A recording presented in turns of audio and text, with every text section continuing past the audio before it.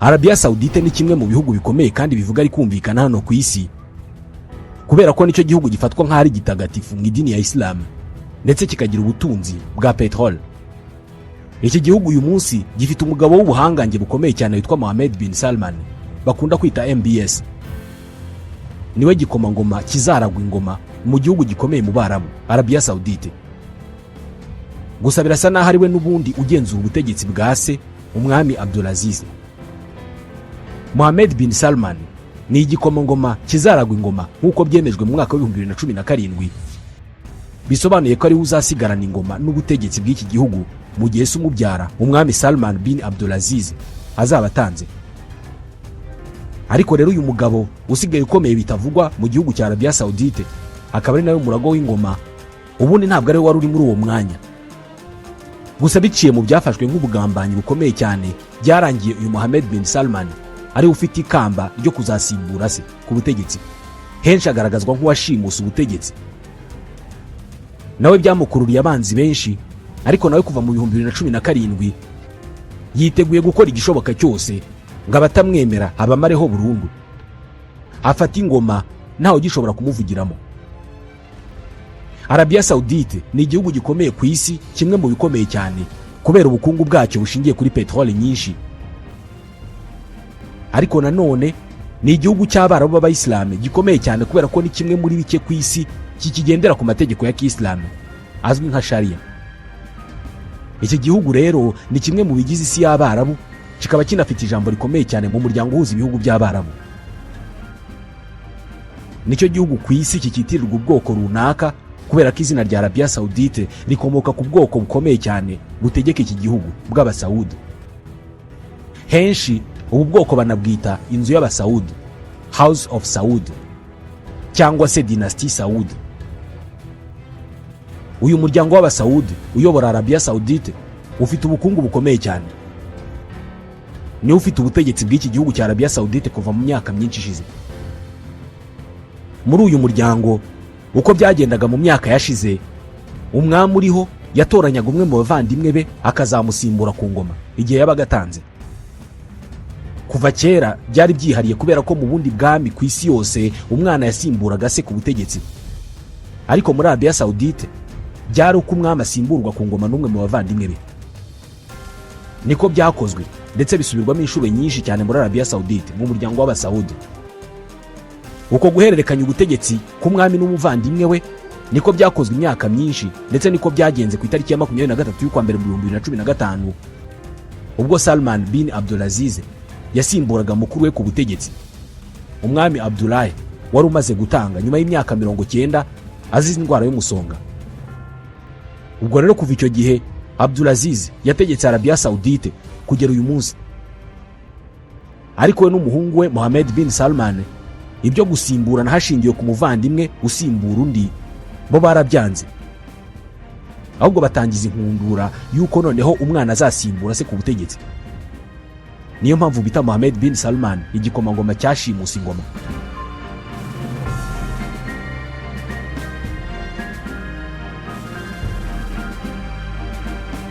Mbere yo kugaruka kuri Mohammed bin Salman nuko yashimusa umwanya w'igikomangoma kizaragwa ingoma, reka tubanze tugaruke ku buzima bwe bwite.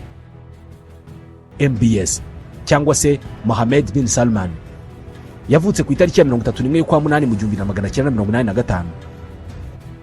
Ni umuhungu w'umwami Salman bin Abdulaziz n'umugore we wa gatatu Fahda bint Farah Al Hitlan.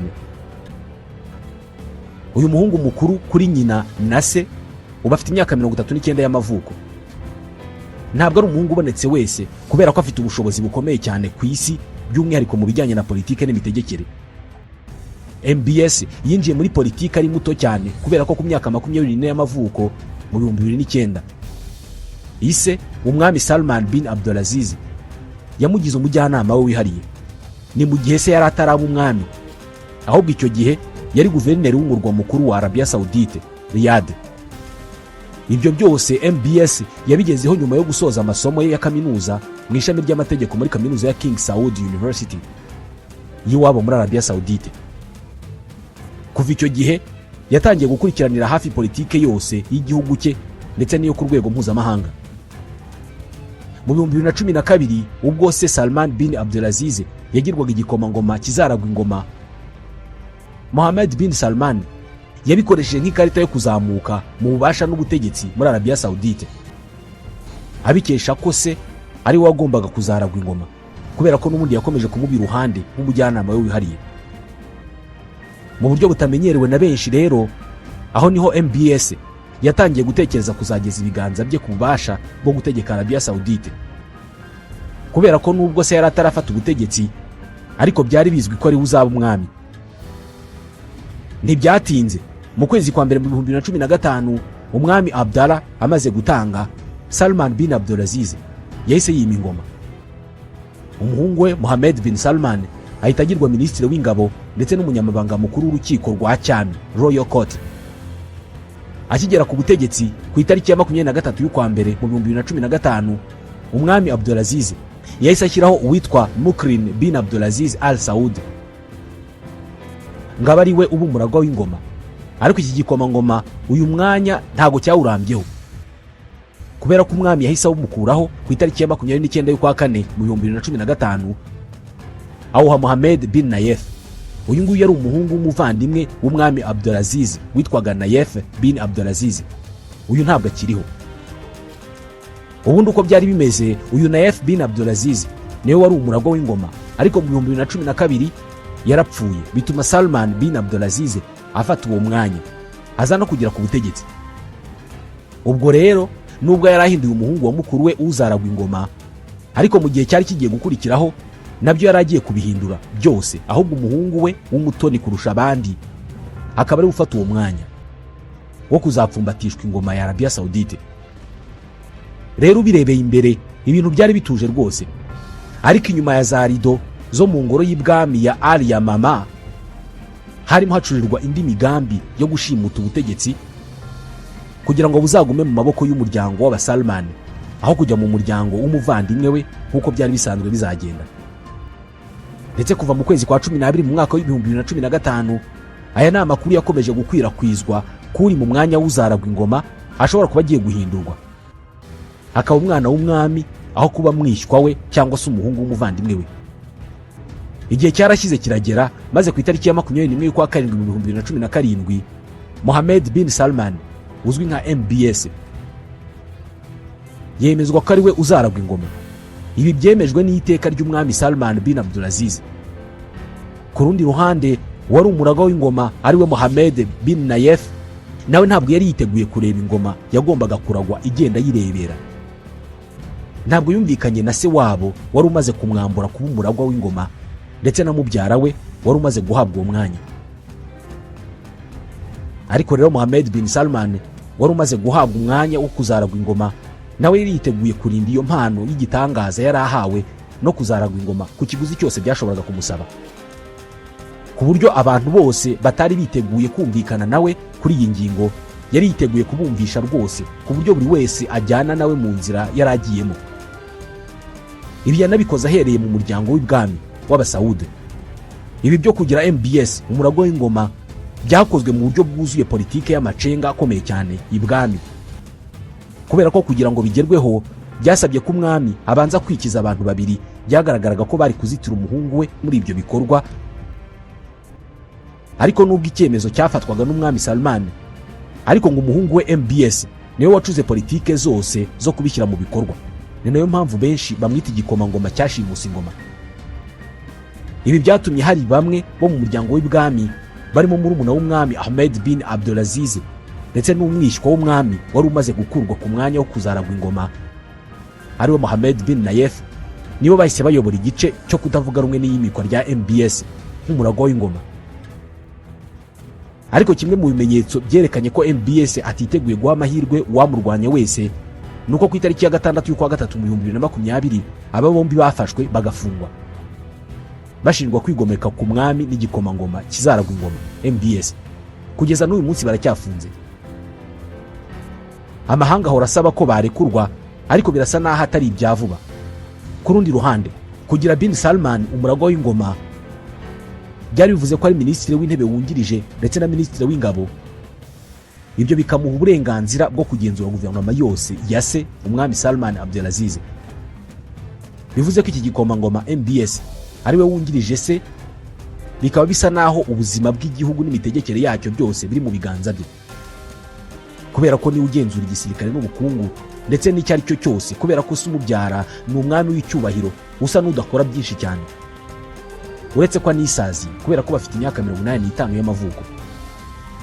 Ibi byose bituma imirimo yose yo gutegeka Arabia Saudite bikorwa na MBS, agaha raporo umwami. Iki gikomangoma kimaze guhabwa umwanya w'uzaragwa ingoma, noneho nibwo cyagaragaje imbaraga gifite mu mitegekere ya Arabia Saudite ndetse no mu karere iki gihugu giherereyemo, kubera ko nk'ubwo mu gihugu cye yatangije ibikorwa byo guhangana na ruswa mu bayirya bose, ahereye ku bari mu muryango w'ibwami. Ubwo ni mu bikomangoma bya Saudi, ndetse ubwe yatangije ibikorwa bya gisirikare byo guhangana n'uwo ari we wese wahangana na Arabia Saudite, cyane cyane igihugu cya Iran cy'abayisilamu b'abashia, kubera ko ubundi Arabia Saudite yifata nk'ihagarariye abasuni mu isi yose. Yumva ko ari inshingano zayo guhashya Iran y'abashia na politike zayo.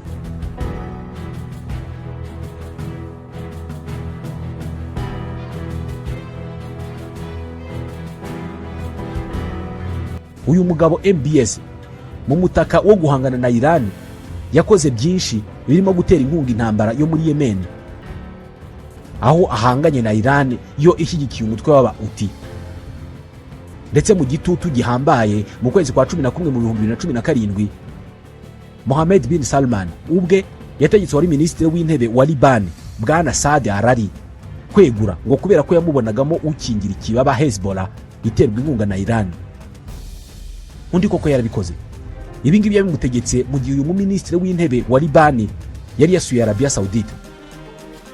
Mohammed bin Salman afite ubushobozi buhambaye kubera ko no muri politike mpuzamahanga aracyakorana n'ibihugu bikomeye nka Leta Zunze Ubumwe za Amerika.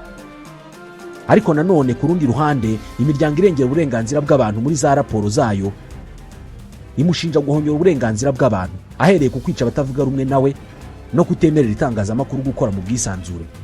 Iyi ngingo ijyanye n'ihonyorwa ry'uburenganzira bwa muntu muri Arabia Saudite ndetse n'imitegekere y'iki gihugu bikozwe na MBS bihuzwa cyane n'urupfu rw'umunyamakuru Jamal Khashoggi, umwe wabaye umwanditsi ukomeye cyane w'ibinyamakuru bitandukanye muri Arabia Saudite, birimo n'ikinyamakuru gikomeye muri icyo gihugu cya Al Watan, yiciwe muri ambasade ya Arabia Saudite Istanbul muri Turukiya. Bivugwa ko yishwe n'inzego z'ubutasi za Arabia Saudite azizwa gukora inkuru zo gusebya ubutegetsi bw'igikomangoma MBS ndetse no kunenga cyane ukwimikwa kwe nk'igikomangoma kizaragwa ingoma. Gusa nubwo Jamal Khashoggi yishwe, ariko urupfu rwe narwo rwanyeganyeje bikomeye cyane ubutegetsi bwa Arabia Saudite bikomeye, ku buryo kugeza n'ubu ni ingingo ikigarukaho mu isi yose nk'ishusho n'ikimenyetso cy'ibihe byose cy'uburyo igikomangoma MBS kica abatavuga rumwe nacyo ndetse kigahonyora uburenganzira bwa muntu, kikanega itangazamakuru ndetse kikagenzura byose mu gihugu. Uretse ibirebana n'urupfu rwa Khashoggi kandi hari ibindi bikorwa byagarutse cyane mu itangazamakuru bivuga umugabo witwa Saad Al-Jabri wahunze Arabia Saudite mu kwezi kwa 5 mu 2017. Uyu rimwe aganira na chaîne ya televiziyo ya CBS mu kiganiro cyitwa 6 Minutes yavuze ko igikomangoma bin Salman ari umugabo ushimishwa no kwica. Bati ni umupsikopate rwose, ngo ni umwicanyi utagira imbabazi. Uyu Saad Al-Jabri yanatangaje ko nyuma y'aho Khashoggi yiciwe mu 2018 ngo nawe yatumweho ikipe y'abicanyi ruharwa ngo bamwivugane aho atuye mu mujyi wa Ottawa muri Canada.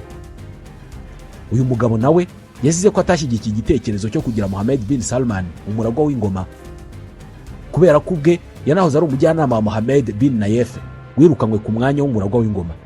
Al-Jabri abonye shebuja yambuye ingoma nawe yahise afata y'ubuhungiro, ariko kugeza n'uyu munsi aracyabana ubwoba n'igishyika cy'uko ashobora kuzicwa isaha iyo ari yo yose. Uretse izi nkuru zo gukurikirana abatavuga rumwe nawe n'iyica rubozo, Mohammed bin Salman uzaragwa ingoma yanakoze ibikorwa byo gushyira buri wese ku murongo ashaka, ahereye kuba mu muryango w'ibwami, kubera ko nk'ubwo mu kwezi kwa 11 mu 2017 yagize atya afata abaherwe benshi barimo n'abakomoka mu muryango w'ibwami bafungirwa muri hoteli imwe yo mu mujyi wa Riyadh yitwa Riyadh Ritz Carlton Hotel. Aba yabafunze abazize ibijyanye na ruswa, nubwo byashimwe n'abaturage benshi, ariko hari abagaragaje ko yabikoze mu rwego rwo guhonyora uburenganzira bw'abantu no kubashyira mu murongo yifuza, ngo kuko benshi muri aba ngo ni abatarumvaga politike ye. Aba ngo bahamagajwe baje guhura nawe, ariko barafungwa, bamburwa za telefoni, bicishwa inzara ndetse baterwa ubwoba ku kigero kiri hejuru. Bibutswa ko Salman ari we wenyine ukomeye, ko nubwo bafite amafaranga bagomba kumwumvira no kumwubaha, ndetse bagomba gukurikiza umurongo ategekamo igihugu. Aba bamaze hafi icyumweru bafunzwe, bavuyemo bahabye bitavugwa, ku buryo umwe muri bo ngo yise igikomangoma bin Salman ishitani nzima, ngo si umuntu. Gusa nanone nubwo afatwa mu ishusho y'utihanganira abatavuga rumwe nawe, ariko hari n'abashima imitegekere ye ndetse n'ibyemezo agenda afata, kubera ko ubu ngubu yatangiye politike zirwanya ruswa. Yanatangije politike zo guteza imbere uburenganzira bw'abagore.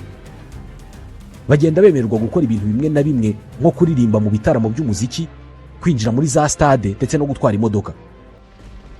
Ubu rwose bamwe mu baturage be bamushimira cyane ko mu gihe amaze ari we muntu ufite ubutegetsi bwa Arabia Saudite mu biganza, ngo amaze guhindura isura ya Arabia Saudite ku ruhando mpuzamahanga. Muri uwo murongo, iki gikomangoma MBS gifite icyemezo cy'uko mu 2030 Arabia Saudite nayo izaba ifite ubukungu budashingiye kuri peteroli gusa, ahubwo igomba kuba inasarura amafaranga mu ikoranabuhanga ndetse n'ubukerarugendo n'ibindi bikorwa bitandukanye.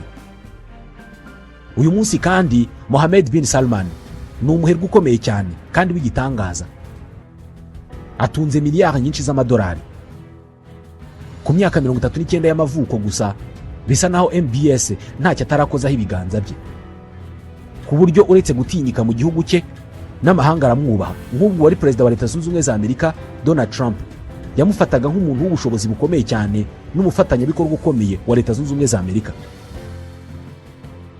Ndetse muri iyo nzira Joe Biden nawe yakomereje muri uwo murongo wo gufata bin Salman nk'uwo bari mu nzira imwe, ku buryo hari n'abari kunenga ubutegetsi bwa Joe Biden ngo kuba bugenda gahoro cyane mu gushyira hanze ukuri ku rupfu rwa Jamal Khashoggi, ngo kubera ko ntabwo bashaka kwiteranya na Mohammed bin Salman.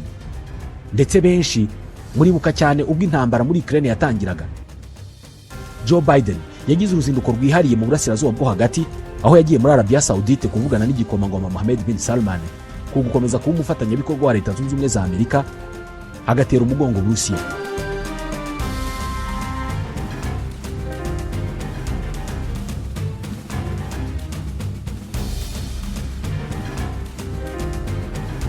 Bin Salman arakomeye rwose, kuko nubwo ashinjwa kwica abatavuga rumwe nawe, ariko bisa naho nta kinini byangije ku isura ye muri politike mpuzamahanga, ahanini bishingiye ku mafaranga afite ndetse n'ubuhangange bw'igihugu cye, kuko nawe iyi sura zikwiye hanagura rwose. Kuko nk'uko bene wabo b'Abanyakatare ndetse n'abo muri Emirati Zunze Ubumwe z'Abarabu babikoze bakoresheje siporo, MBS nawe yarabikoze rwose. Yaguze ikipe y'umupira w'amaguru muri shampiyona y'icyiciro cya mbere mu Bwongereza yitwa Newcastle United, ndetse anatangiza ibikorwa byo kuzana abakinnyi b'amazina akomeye cyane mu mupira w'amaguru mu gihugu cye. Uzi imbere y'abandi ni igihangange cy'Umunyaportugal Cristiano Ronaldo, wagiye muri iki gihugu cya Arabia Saudite kuva mu kwezi kwa mbere mu 2023, ndetse yakurikiwe n'abandi nka Neymar, Karim Benzema, N'Golo Kante, Sadio Mane n'abandi batandukanye. Aba bose bagiye ku kayabo k'amafaranga menshi, bishyurwa byose bishoboka cyane kugira ngo bamenyekanishe Arabia Saudite. Ibi nta nubwo bitana no gukomeza kugaragaza ubuhangange bw'igikomangoma kizaragwa ingoma Mohammed bin Salman, umuhungu w'umwami Abdulaziz. Ni umugabo udasanzwe. Mwakoze kutwumva.